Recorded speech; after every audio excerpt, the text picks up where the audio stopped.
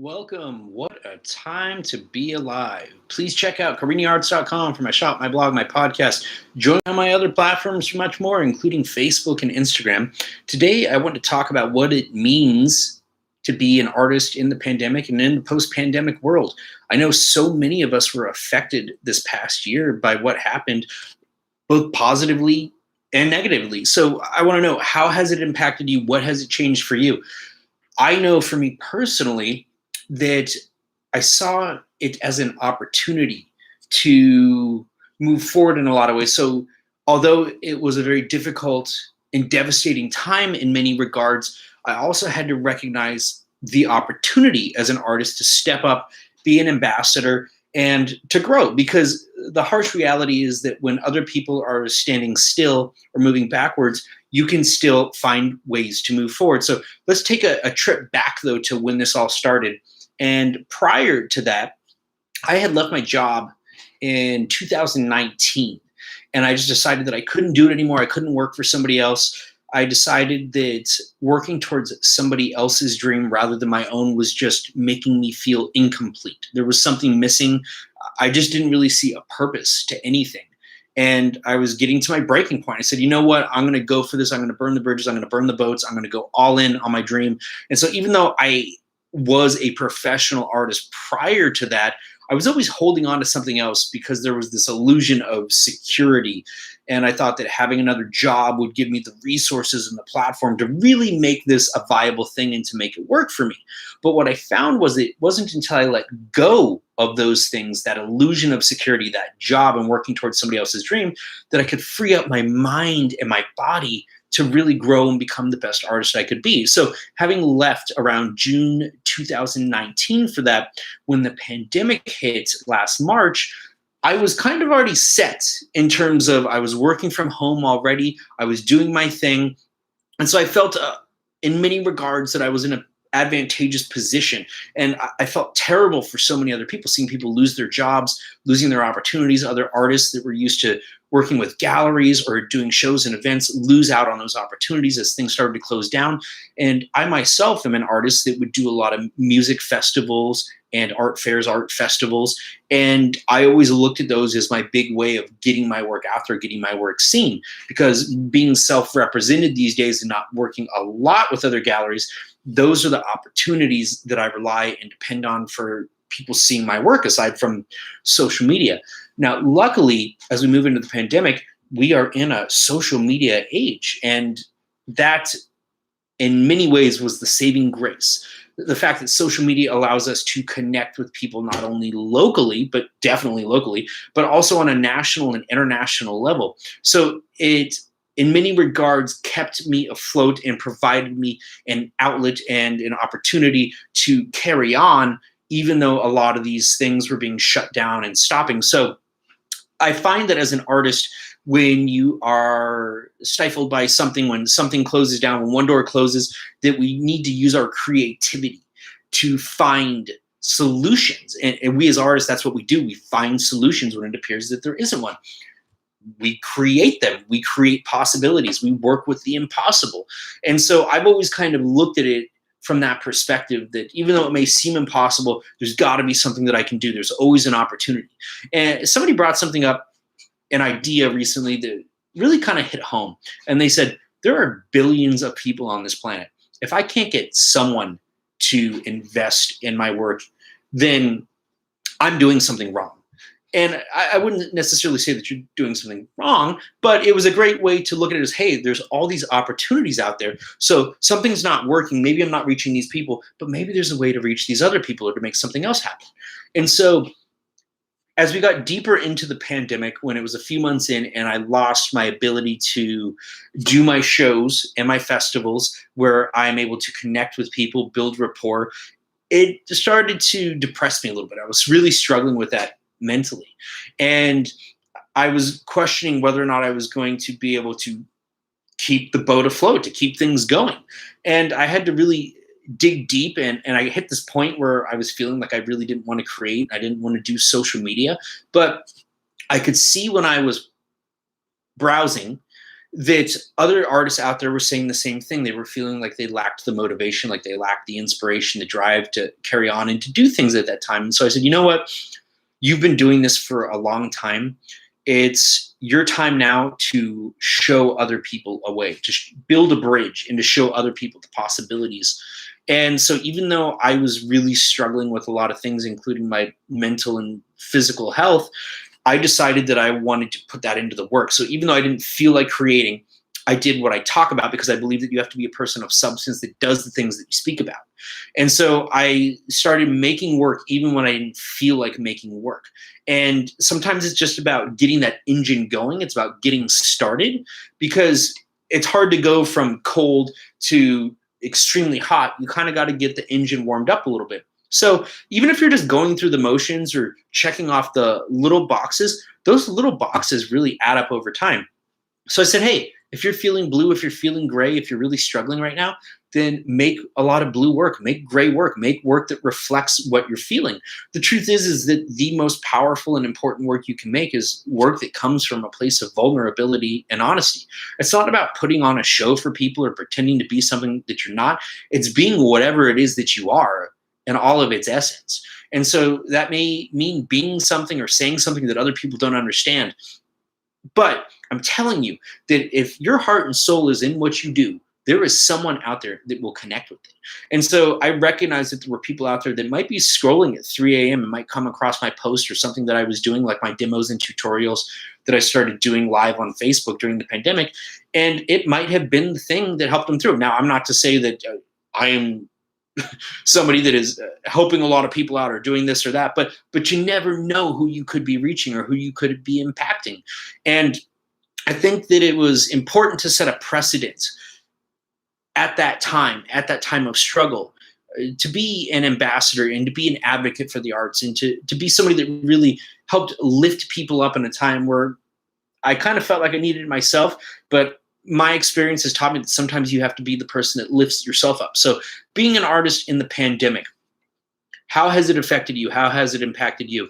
I know that the galleries are starting to kind of open up. Things are starting to happen again. I see that fairs and festivals are in the planning stages. It seems like they are going to be going forward, but I personally have been hesitant to sign back up for new shows, new festivals, because of the limited capacities and the limited audiences. I'm not sure that it's really going to be able to hit at the level that it once did. So I'm kind of waiting to see a little bit. But what I did notice and what I found during the pandemic was that a lot of people were really supportive of the arts. Even though people were struggling and didn't necessarily have a lot of resources, I think they were looking for guidance. They were looking for comfort. They were looking for hope. And it really was, for those that dug in deep, an opportunity for artists to get their work out there and to grow and to build rapport by showing people, hey, let me be a light in this time of darkness. So if you were not somebody that was able to do that at that time because you just were not equipped to do so because of your own struggles, I understand, but you can still take this message, whatever time you may be viewing it and wherever you are, and you can start checking off some baby steps and making little bits of progress, because that little bit of progress does add up over time. And if you find that you are in a hole right now, doing these little things will help maybe carry you out of that hole, or at least put a little bit of the dirt aside so that you can move forward and be the best version of yourself. And maybe you were kind of half in on your dream, but I've talked a lot about this. I think that a lot of us were woken to the fact that security is in many cases an illusion. And so these jobs that you may be holding, if you feel like it's eating away at your soul, if you feel like you're empty in what you do, it may be time for you to let go of that and move in the direction of your calling, whatever that may be. Now, I'm not going to say that it's an easy thing to do. It's not. It's very, very difficult. But if you can lose all the things that you didn't want to begin with, then why are you not willing to take a risk on all of the things that you do want? So now is a great time to reevaluate your life, what you're doing, your dreams, your goals. And if you haven't been going after them, it's a great time for you to take a chance and to go after them. Nobody knows what's going to happen tomorrow. There is no guarantee that there will be a tomorrow. So use whatever time you have. And so this really did wake me up in a deeper sense to the fact that, hey, you made the right decision a couple years ago. And as I started to question whether or not I had made the right decision, this period of time, this very difficult period, really served as an affirmation that I did the right thing. And I'm so thankful that I did, and that I was blessed to be in the position that I was. And I am so sorry and offer my sympathies and my empathy, my love to those that were not in the same position, and those that did struggle, and those that did feel like they moved backwards. But I'm here to tell you that there is hope. And even if you're at a point where you feel like you're at rock bottom is a great place to start, because there is only up to go. But if you're going to start moving up, move up in the direction of where you want to be. Go back to that place where you don't want to be, or that place that's not meant for you. But I did find that during the pandemic that things like views on social media platforms were so much higher. I think that in some cases they were almost like tenfold for me. The website views were almost tenfold. So if you were proactive in that time, and God forbid something like this should happen again, if you are proactive in these difficult times, you can not only hold your ground, but in some manners of speaking, make great progress, so that when you come out to the other side of this, the level of damage is mitigated, and that you're in the best position that you can possibly be. Now, I don't know what's going to come of it, but we will see what comes of art shows and events. I have my summer show coming up. It's the first show that I have agreed to do, and it will be running July, August, and September. I'll be having a reception on July 21st, and it will be with a local business. So that's one of the things that this pandemic taught me too, was to really get back to focusing on cultivating relationships on a local level. Now, I ship my work nationally and internationally. I have my work in probably a couple dozen countries, but where I've really been lacking, and I'm aware of this, is my own hometown. I've always struggled here, where I spend the majority of my marketing dollars, where I do the majority of my shows, and it doesn't make sense to me. And that's something I'm trying to figure out. So I started shifting to platforms like Nextdoor, trying to connect with the local community. I even slapped new graphics on my car, including my slogan, "Don't be afraid to be different, be afraid to be the same." And it says, "Support local artists." So again, not just trying to represent and support my own work, but trying to support, encourage support of other artists too, locally. And if not just locally, independent artists, because hey, I don't want to say only support the local, because chances are wherever you're watching this, you may not be local to where I am in terms of proximity, but I do appreciate the support, and I am an independent artist. So support of small businesses and independent artists is something people are really all about right now. So as an independent artist, as a small business, if that's what you're doing, you have that to use as a platform and to use for your promotion and marketing. Encourage people to support the local, to support the small businesses, the dreamers, the little guy.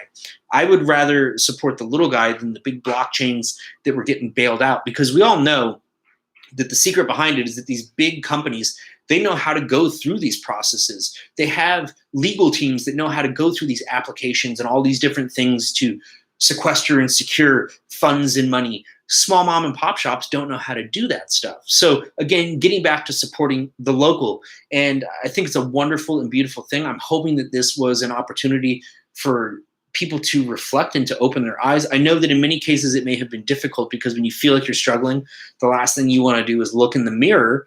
But I think it was an opportunity to do so. And so I think, in your heart, in your gut, in your soul, if you are where you want to be, if you're happy with what you're doing, if you made the most of the time this past year, or if you squandered it. And if you did squander your time, then maybe today is your day to say, hey, I'm going to start doing this today. I'm going to start changing things today. I'm going to start moving forward today. So as we move into the hopefully post-pandemic world, and I use that term loosely because we're still kind of in it. We don't really know what's going on. And depending on where you are in the country, you may be dealing with different scenarios. Here in San Diego, in California, it's a different scenario than it is in other parts of the country. So we're all dealing with these different sets of circumstances. So again, as artists, we have to find creative solutions. But living in this social media digital age, we do have a way to connect and to reach people, and we do have resources to do these things and to make this possible, even though the times may be difficult. So nobody's saying that it's easy, but it is absolutely possible. But again, I want to know how the pandemic affected you, even if you're not an artist. I want to know how it impacted you, what changes you've seen, and maybe if it has changed your perspective, how it has changed your perspective in terms of how you're going to move forward. How has it changed the way that you view artists or small businesses? Has it changed anything, or is it just the same for you? So again, I want to know your thoughts, but join my art talks, CariniArts.com. I want to talk about the things that you want to talk about. So drop your comments, let me know your topics and the things that you want me to cover, and maybe I'll cover it on a future segment. But help me grow by sharing my videos, by following me, and by telling people about me. So I'll always keep it raw and real, but I wanted to share my experience of the pandemic. I don't really know where it's going to go from here for me, but I'm so thankful that I made the decisions and just happened to be, and I guess, the best position I could have been as this came about. I mean, obviously nothing was ideal, but I think that I did the best that I could with the situation. I still had my bad days. It's okay to have bad days, but moving forward, I see a lot of opportunity, and I'm trying to take whatever positive energy and whatever opportunities I had during the pandemic and to carry those new relationships and those opportunities into the future. So check that out, CariniArts.com. Have a great day.